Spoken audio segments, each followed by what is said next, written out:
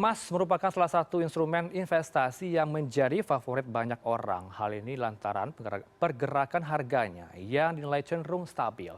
Dan saat ini selain dalam bentuk fisik, investasi emas juga bisa dilakukan secara digital. Apakah bertransaksi atau investasi emas secara digital itu aman?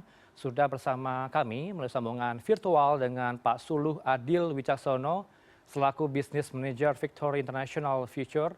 Selamat pagi Pak Suluh. Ya, selamat pagi, Mas. Ya, sebagai masyarakat awam nih saya dan juga pemirsa di rumah mungkin tidak tahu apa itu investasi emas digital dari Anda. Ya, seperti yang tadi sudah dibahas ya di awal, memang emas digital ini memang instrumen investasi baru. Tetapi tentunya ada regulasi atau aturan yang memang harus dipenuhi ya sebelum memulai bisnis di investasi emas digital ini. Aturan yang harus dipatuhi seperti apa saja ya jika ada mungkin dari pemirsa ini berminat untuk berinvestasi mungkin dan juga membuka investasi digital emas ini? Ya, ada beberapa hal yang mungkin memang harus diketahui bahwa emas digital berbeda sekali dengan emas fisik gitu ya. Nah, ketika kita berinvestasi di emas digital, tentunya ada regulasi yang kita harus ketahui tentang legalitas tentunya. Siapakah otoritas yang menjamin? Nah, emas digital dalam hal ini kan ada dua otoritas yang memang menaungin ya. Dari sisi Bapepti, Kementerian Perdagangan juga menghimbau untuk lebih cermat sebelum memulai dengan perusahaan atau korporasi yang menjual emas digital gitu. Begitu juga dengan otoritas jasa keuangan juga tentunya memberikan himbauan gitu ya untuk lebih waspada. Baik, ada aturan yang diatur untuk berinvestasi emas digital. Tapi kalau untuk mungkin ada pilihan lain selain investasi fisik atau emas batangan, pemirsa berminat untuk investasi emas ini, apa mungkin yang menjadi perhatian bersama Pak Suluh? Karena ini kan ada ancaman juga atau mungkin bisa kekhawatiran apakah aman ya jika berinvestasi emas digital, apakah nanti terhindar dari risiko pencurian? Apa yang harus dilakukan?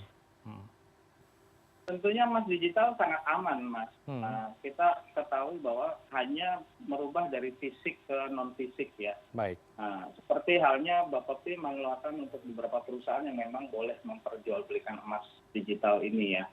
Jadi sangat aman. Tentunya sistem yang sudah disetujui oleh otoritas, terutama perusahaan-perusahaan yang memang menjual emas digital ini sudah terenkripsi. Jadi lebih seperti kita memiliki emas tetapi hanya nilainya dulu yang kita miliki, kemudian nanti bisa kita mungkin jual kemudian atau kita cetak kemudian. Kalau dari sisi keamanan, selama memang memiliki gitu ya, selama masyarakat berinvestasi atau membeli emas digital di perusahaan yang memiliki lisensi, tentunya itu aman.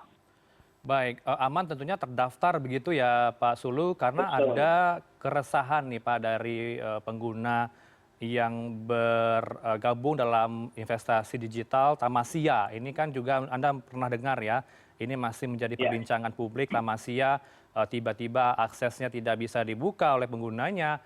Ini menjadi perhatian bersama karena informasinya tahun 2019 sudah terdaftar, tapi setelah dilacak penelusuran kami tim CNN tidak bisa diakses, Pak Suluh. Iya, ini memang dari dalam hal ini ya otoritas kita memang harus lebih menyampaikan kepada masyarakat bahwa menyampaikan tentang edukasi terkait pentingnya bahwa investasi itu harus dilihat dari beberapa hal. Tentu masyarakat di sini sebagai korban ya.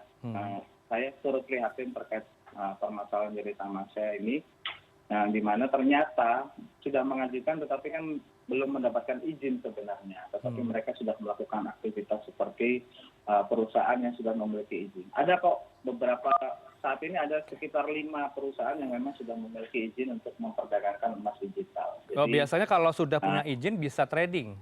Ini Tamasya informasinya sudah bisa trading Pak Suluh. Respon Anda seperti apa ini? Tentunya untuk transaksi adalah semua bisa dilakukan meskipun perusahaan tersebut belum memiliki izin kan. Sama seperti halnya kita membeli emas di toko emas gitu ya secara fisik. Tetapi misalnya perusahaan tersebut tidak memiliki izin jual beli emas gitu. Apakah bisa kita bertransaksi? Tetap bisa. Berikut juga emas digital yang dimana memang kita hanya mengandalkan aplikasi gawai ya. Di situ memang mempermudah masyarakat dan tentunya mungkin masyarakat nggak aware terhadap apakah memang perusahaan tersebut sudah memiliki izin ya atau sudah memiliki memang bisa untuk melakukan transaksi atau menjual kepada masyarakat tentunya. Baik, kalau kita bandingkan dengan emas fisik atau emas batangan tentunya juga punya kelebihan, kelemahan di fisik ya Pak Suluh ya. Kalau Anda memandang seperti apa Pak Suluh? Apa kelemahan dan juga kelebihan dari investasi emas digital ini? Ya, kelebihannya tentunya dari sisi cost ya, dari sisi biaya untuk penyimpanan emas digital tentunya biayanya akan lebih rendah. Itu yang pertama. Terus yang kedua, keuntungannya adalah dari cara bertransaksinya lebih mudah. Cara bertransaksinya kita tidak perlu datang ke toko emas gitu kan ya. Kita tidak perlu, bahkan kita tidak perlu menyimpan atau merasa khawatir ketika memiliki emas fisik dibandingkan emas digital yang memang hanya tersimpan di aplikasi atau di apps perusahaan tersebut. Itu dari sisi keuntungannya tentunya.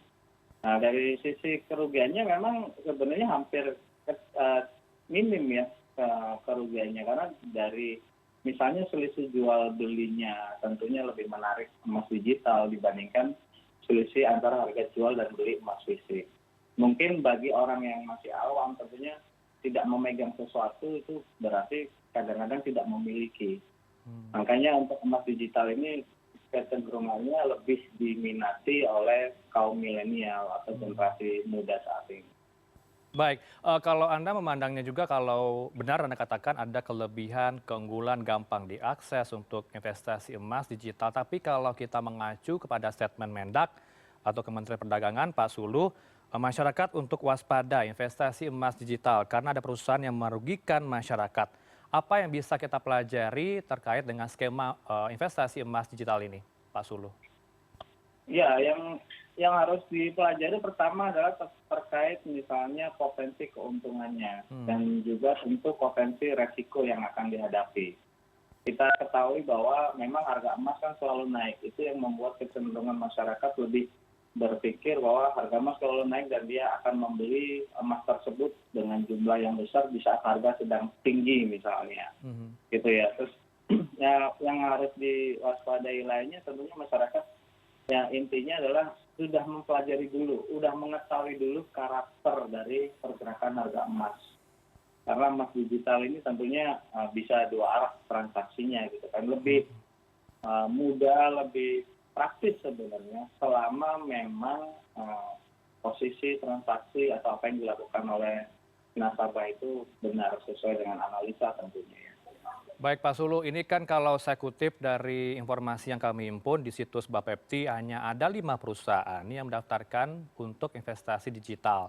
Saya sebutkan ya Pak ya, PT Indonesia Logam Pratama, PT Laku Emas Indonesia, PT Peluang Emas Sejahtera dan juga PT Sehati Indonesia Sejahtera.